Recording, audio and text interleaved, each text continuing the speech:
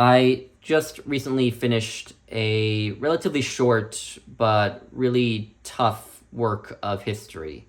This book that I finished is called The 100 Years War on Palestine, A History of Settler Colonialism and Resistance, 1917 to 2017, by Rashid Khalidi. This was published in 2020, and it is basically a crash course on the history of the Zionist settler colonial project that has created the modern state of Israel and that has frequently marginalized and killed and displaced the indigenous inhabitants of Palestine, the Palestinians.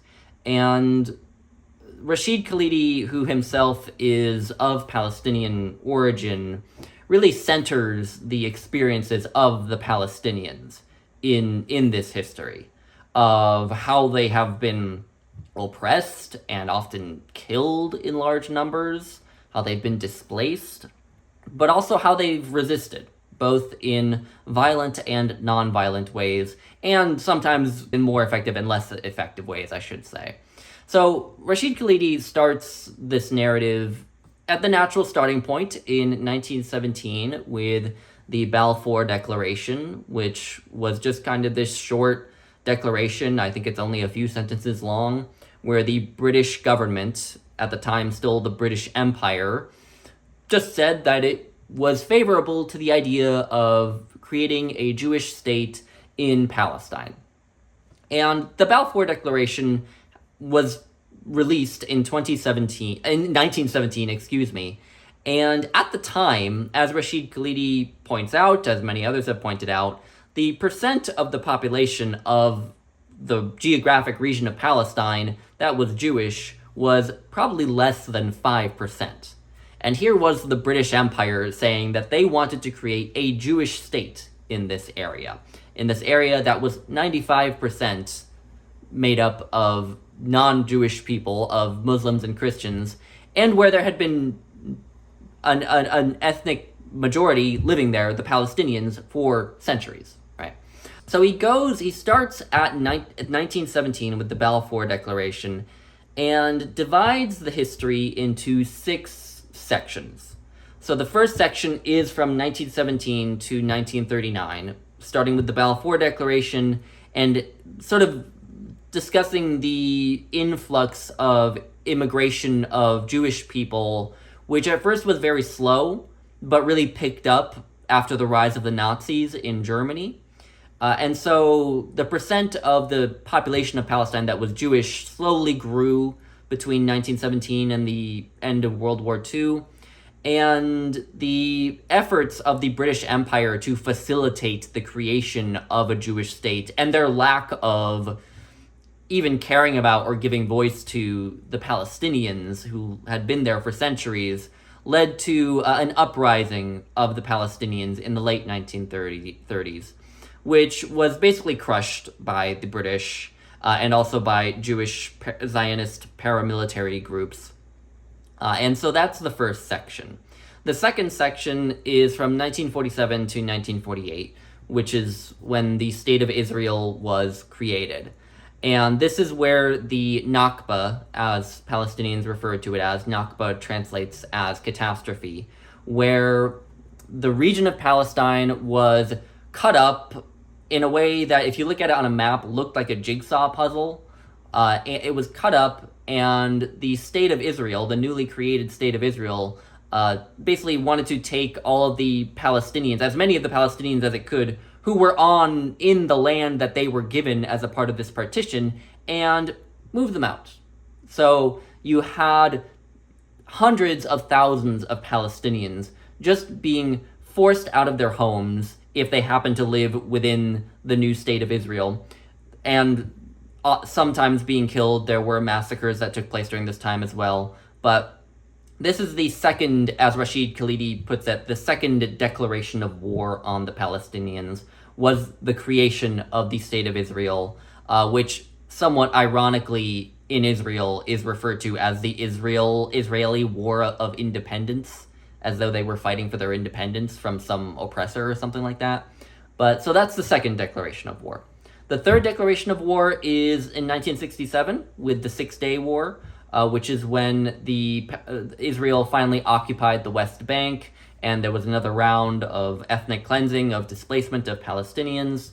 The next one is in 1982 when Israel invaded Lebanon, and a large part of the reason that they did that was because the Palestinian Liberation Organization, aka the PLO, was based in Lebanon, and Israel didn't like that, and so Israel invaded Lebanon and armed and aided Christian paramilitary groups in Lebanon during the Lebanese Civil War, because those paramilitary groups were fighting against the Muslim paramilitary groups in Lebanon, as well as against the PLO. And this section of the book is the most kind of personal part of the book for Rashid Khalidi, because he was actually living in Beirut in Lebanon while all this was going on. And so he has a lot of firsthand accounts of what was happening on the ground during this part of this struggle.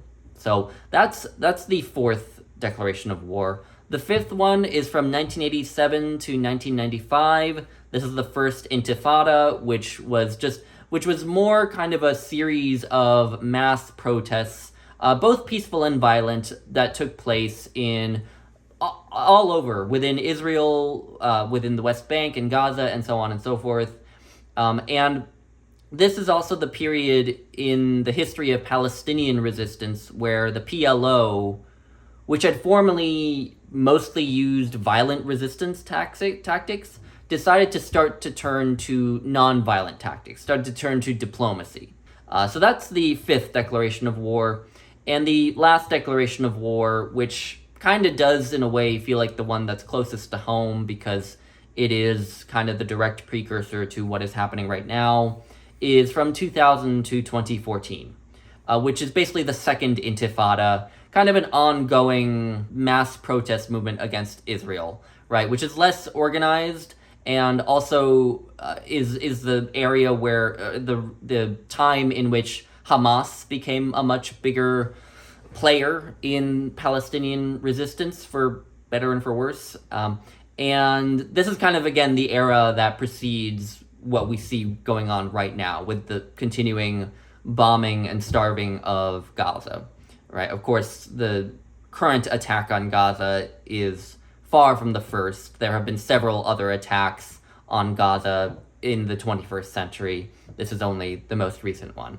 So these are the six kind of declarations of war, as Rashid Khalidi calls them. So I wasn't sure how to organize my thoughts on this book, so I decided to just boil my thoughts down to 10 kind of major themes in it that leapt out to me and that I thought were really important. And so I thought that I would just talk about each one a little bit. So the first theme that really leaps out immediately in this book is that the Zionist project of creating a so-called Jewish homeland in what's now Palestine has been a settler colonial project, a settler colonial project quite similar, if not almost exactly the same, as that accomplished by the United States in the continental United States, or in places like, in other places where white Europeans have settled in what was formerly mostly an area mostly inhabited by indigenous people, right? And this is not just historians like Rashid Khalidi and others pointing out the aspects of it that overlap with these other settler colonial projects. It's actually that Zionists themselves and their allies, which at first their biggest ally in the first half of the 20th century was the British Empire, in the second half of the 20th century up to now, of course, is the United States. Zionists themselves and their allies were not only pretty open, they were borderline proud of the fact that they were engaging in a settler colonial project. And so if you just look back to kind of the founder of Zionism, Theodore Herzl, Rashid Khalidi quotes a diary entry that Herzl wrote in 1895. So this is what Theodore Herzl wrote. Quote, We must expropriate gently the private property on the estates assigned to us. We shall try to spirit the penniless population across the border by procuring employment for it in the transit countries, while denying it employment in our own country. The property owners will come over to our side. Both the process of expropriation and the removal of the poor must be carried out discreetly and circumspectly. And another thing you find out about Theodor Herzl, the founder of Zionism, is that he only actually physically visited Palestine one time in his entire life. So that's just another interesting piece of information. And there were Zionists who agreed with this project, wanted to establish this state of Israel, and wanted to displace Palestinians, and could see from the start that it would incur resistance, that the indigenous inhabitants, surprise, surprise, would not really like being thrown out of their homes. And so I'll quote a passage from Rashid Khalidi's own words. So here's what he says. Quote, "Two further things must be said in conclusion about the revolt," that is the revolt in the late 1930s of the Palestinians against the British rule. Two further things must be said in conclusion about the revolt and about Britain's repression of it. The first is that it proved the clear-sightedness of Zev Jabotinsky and the self-delusion of many British officials. The Zionist colonial enterprise, aimed at taking over the country, necessarily had to produce resistance. And then Rashid Khalidi quotes Zev Jabotinsky. So these are Zev Jabotinsky's words. "If you wish to colonize a land in which people are already living, you must find a garrison for the land, or find a benefactor who will provide a garrison on your behalf. Zionism is a colonizing venture, and therefore it stands or falls on the question of armed forces." Unquote. So you have Zionists admitting that this is a settler colonial project, admitting that the Palestinians are going to resist, and that therefore Israel will have to be this highly militarized country, as it is and continues to be. So that was the first theme, was just the idea that Israel is a settler colonial project becomes very obvious in this book very quickly, right? So if you weren't convinced of it, you'll become convinced of it if you read this book. All right, the second theme in it is the denial of the existence of the Palestinian people. Right from the early 20th century, there were people saying, right, that Palestine was a land without a people for a people without a land, right? With the land without a people being Palestine, and the people without a land being Jewish people. And of course, the idea that Palestine did not have a people, did not have a nation state, not a nation state, but a nation living there with a national consciousness and a culture and a language, is absurd, right? The people who'd been living in Palestine had been there for centuries, and they may have only recently in the 19th century started to develop that sort of national consciousness of them as being uniquely Palestinian. But the fact that it was relatively recent shouldn't matter very much.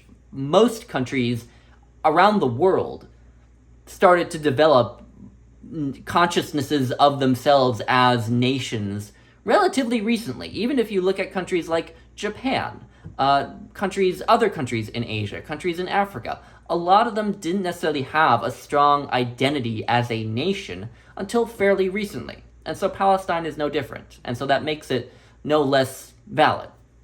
But continually you find allies of Zionists and Zionists themselves denying that the Palestinians were or are a real nation. Probably the starkest quote of this is Golda Meir.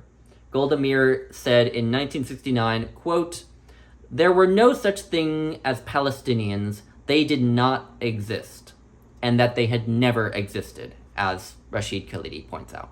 So that's a common theme that pops up in this history. All right, third theme is that the Palestinians, in their efforts to try to get self-determination for themselves in their efforts to try to get any degree of autonomy and certainly any degree of proper self-rule as a people, as a country. They were repeatedly forced into what Rashid Khalidi refers to as a catch-22. And the catch-22 was basically that their goal was to have self-determination, to be allowed to be their own country with their own government, just like Israel itself, just like Switzerland, just like the Czech Republic, just like wherever, just like any other country, right? That was their goal. And yet, in order to even be given a seat at the negotiating table with Israel and with the United States, as it tended to be in the second half of the 20th century, the only way they could be even allowed a spot at the negotiating table was to acknowledge that Israel had the right to rule over Palestine, right? So in order to try to even negotiate their own self-rule, they had to acknowledge that they had no right to self-rule, in a sense. And this pops up frequently in this book. The fourth theme that comes out in this book is one that actually surprised me a bit. So often when we're being fed information about the Israel-Palestine conflict, we're often fed this narrative that all of these Arab states in the Middle East hate Israel and are always attacking Israel, and that if Israel ever dropped its own weapons, then it would get destroyed, but if all the Arab states dropped their weapons, then we would have peace in the Middle East, right? That you hear people say that often. And so you get the sense from this narrative that the Arab states are on the side of the Palestinians, that they want to help the Palestinian people. But when you look at the way they behaved historically, they really haven't tended to be on the Palestinian side. You do sometimes find states like Jordan and Egypt paying lip service to Palestinian rights, but more often than not, you don't. You either see them not really helping, not really bothering to help, or at best using the Palestinians as kind of pawns in their own attempts to gain some kind of power, right? You saw that early on with Jordan trying to take over the West Bank. And the thing is that these other Arab states acknowledge that Israel has a much stronger military than them. Israel has a much stronger military than pretty much all of the Arab states combined. And they also know that Israel is a close ally of the United States. And so by attacking Israel, they are, by proxy, possibly alienating and threatening the United States. And the United States being the preeminent superpower in the world, people tend not to like to piss it off. And so Middle East, Arab states have tended not really to be on the Palestinian side. There is widespread popular support in Arab countries for the Palestinians. So if you were to ask regular everyday people in Saudi Arabia, in Egypt, in Syria, in Lebanon, and other places, you would find strong support for Palestinian rights. But the governments don't really follow their people's hearts. And this is largely because most of these Arab states are not democratic. Most of them are, to one degree or another, autocratic or dictatorial, right? And so they don't really have to care about what their people want. They can just do what they please.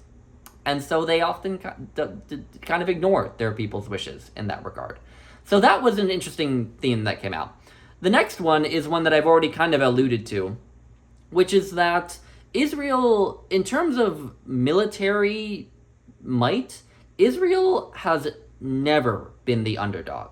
Again, so often Israel is portrayed as this lone democratic country in a sea of Islamic republics and dictatorships that is constantly being attacked from all sides, and that if all these other countries, these Arab countries, dropped their weapons, then there would be peace in the Middle East. Whereas if Israel dropped its weapons, then it would get destroyed. Right? There's this narrative that Israel is constantly under threat from these other Middle Eastern countries. But again, when you go and you look at the history, that's just not borne out. In fact, pretty much the opposite is borne out. That, if anything, Israel has a much stronger military than most other Arab states combined. And it has nuclear weapons, which none of the Arab states in the Middle East have. And so Israel has never really been the underdog that it likes to portray itself as. And when you look at this history, the majority of the time when you see a war break out between Israel and another country near it, most of the time it is Israel attacking first. That's usually what happens. So that's a little bit of a sidebar to this point. Okay, the sixth point is one that really starts to leap out and is really tough to read about, which is that Israel does, historically has done and still does, as I think it's become painfully apparent, does all it can to kill as many Palestinian civilians as it can. As Khalidi himself writes about civilian casualties in Israel's assault on Gaza that took place in 2014, this is what he writes, quote, "These were not random occurrences, nor was this the regrettable collateral damage often lamented during a war. The weapons chosen were lethal, meant for employment on an open battlefield, not in a heavily populated urban environment, such as Gaza. Moreover, the scale of the onslaught was entirely in keeping with Israeli military doctrine. The killing and mangling in 2014 of some 13,000 people, most of them civilians, and the destruction of the homes and property of hundreds of thousands was intentional, the fruit of an explicit strategy adopted by the Israeli military at least since 2006, when it used such tactics in Lebanon. The Dahiya doctrine, as it is called, is named for the southern suburb of Beirut, al-Dahiya, which was destroyed by Israel's Air Force using 2,000-pound bombs and other ordnance. This strategy was explained in 2008 by Major General Gadi Eisenkot, then head of Northern Command, and thereafter Israeli Chief of Staff. And these are Eisenkot's words. Quote, "What happened in the Dahiya quarter will happen in every village from which Israel is fired on. We will apply disproportionate force on it and cause great damage and destruction there. From our standpoint, these are not civilian villages, they are military bases. This is not a recommendation, this is a plan, and it has been approved." So, killing of civilians is not only common as collateral in this Israeli-Palestine conflict, but Israel explicitly makes it its doctrine to kill civilians. So that is something that is good to know with what is happening in Gaza at the moment. All right, seventh takeaway is the unwavering support, first of the British Empire and then of the United States for Israel. This probably doesn't need a lot of comment on this point. The British Empire wasn't quite as consistent a supporter. It was a very strong supporter, but there was a point where the British Empire did kind of pull back from full-on support of the Zionist project. But on the whole, it was happy to allow Jewish people to immigrate, to facilitate the creation of this state, and to put down any Palestinian resistance. And certainly was never very friendly to actually facilitating Palestinian self-determination. But the United States, at least since 1967, has been an unwavering backer of Israel with money, with weapons, with diplomatic support, both in negotiations and at the United Nations, and so on and so forth. And this support in the United States is obviously strongest among Republicans, among people on the right of the political spectrum here. But as we've seen, Democrats are also pretty gung-ho about sending Israel weapons and money. Again, Democrats, much like the Arab states in the Middle East, will pay lip service to not liking what Benjamin Netanyahu is doing in Gaza, but then will continue to send him money and weapons anyway. So, anyway, this doesn't need too much commentary. The eighth theme is that Rashid Khalidi doesn't necessarily let Palestinians themselves off the hook. Okay, and what I mean by this is that Palestinian leadership, since the beginning, has never been perfect.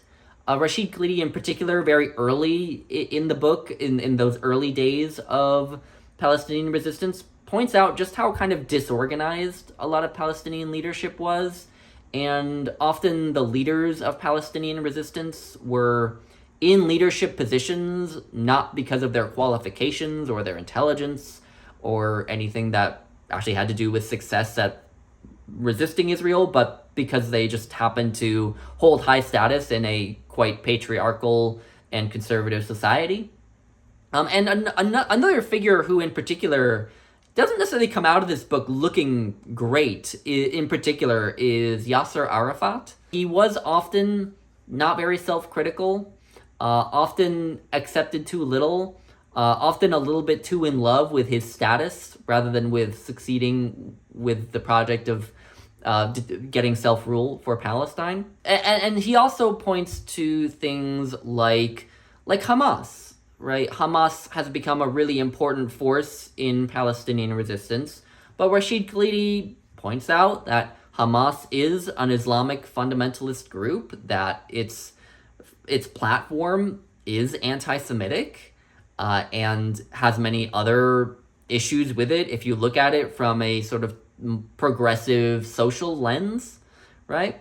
And he also kind of is gently critical of Palestinian leadership and certain Palestinian people in general for sort of denying the idea of the nation of Israel. And so what I mean by this is the fact that Israel as a country has put a lot of effort into not only establishing its country in a very real political and military sense, but also in making Israel into a nation state, into a country with a people who have a particular language, right? Reviving Hebrew as a spoken language, as a common spoken language, of a people with a particular language, a particular culture, a particular identity, Israeli literature, film, music, and so on and so forth, right? Israel has created a nation with a national consciousness. And some Palestinian leadership has kind of been in denial about that, has kind of claimed that really Israel isn't a real nation, right? That it's just made up of a bunch of immigrants who don't really identify with each other, right? But that's not what you find when you look at Israel, right? When you look at Israel, you do find that it is very much a nation state, right? In the same way that the Palestinians want for themselves a nation state with a national identity and a national consciousness and so on and so forth. And he does kind of take Palestinians to task for not acknowledging that. And the fact that any plan moving forward, whatever it is, whether it's a two-state solution or a one-state solution, is going to have to acknowledge that there is now this nation of Israel. And that's something that has to factor into any plan moving forward. And then the last two themes that come up are the kind of the smallest ones. So the ninth theme that comes through that I really like about this book too is that Rashid Khalidi takes some time to talk about some Palestinian writers, right? He brings up Fadwa Tuzan, Mahmoud Darwish, who is often referred to as the national poet of the Palestinians, Ghassan Kanafani, Emil Habibi, Tawfiq Zayad. Those are all writers that he discusses. He just takes some time to actually discuss a few of their works in particular and the lives of a couple of them. And I mean, I just like this because it gives you a bit more of a sense of Palestinian culture, of Palestinian literature in particular. And what's troubling with it about this as a side note is that these writers have a really tough time, a lot of them. Some of them died very young because of Israeli military actions, right? And so the themes of the struggles of the Palestinian people are reflected in the lives of these writers. But I like that Rashid Khalidi takes the time to show that, Palestinian writers and artists have dealt with their experiences since the middle of the 20th century, at least. Probably earlier, but those might be less accessible. So that's the ninth one. And then the last theme is one that I've sort of mentioned already, which is Rashid Khalidi's own kind of personal involvement with all of this. Rashid Khalidi, like I said very early on in this video, is himself Palestinian in origin. I'm not quite sure if he was born in Palestine, but he certainly is of Palestinian origin, and identifies as Palestinian himself. But not only that, but he was on the ground for some of the events that he narrates in this book. Like I said, the Lebanon Civil War chapter in the 1980s in particular is really powerful on this. He was living in Beirut with his wife and children while there was this sort of civil war going on. And of course, he himself and his family were Palestinian, and so he knew that they could be targets. And so those chapters are really powerful. But he was even involved in other ways. He met Yasser Arafat once, and he's been involved with, often in side roles, but he has been involved nonetheless with negotiations that have gone on between Palestinians and others. So that's another thing that comes out. This book is almost part memoir, which was really interesting. Was really, I think, made the whole narrative a lot more personal, right? So those are the 10 themes I took away from the 100 Years' War on Palestine. I strongly recommend this book to anyone who wants to learn about the struggles of the Palestinians. I get the sense that it's a really good just crash course on this topic, frankly. So if you've been looking for like a one book source to learn about this, I think this would be the one to go to. Again, I haven't necessarily read a ton of books on this topic, but I get this sense, not only from my own reading of it, but from what other people have recommended. So I can strongly recommend it. It's very well written. I've only quoted a few things from Rashid Khalidi himself, from his writing in the book, but I hope it gave some sense of how it's written. It's very sharply written. So that's that. I think I said about everything I wanted to say. So I will leave it at that, and I will see you all in my next video. Thank you.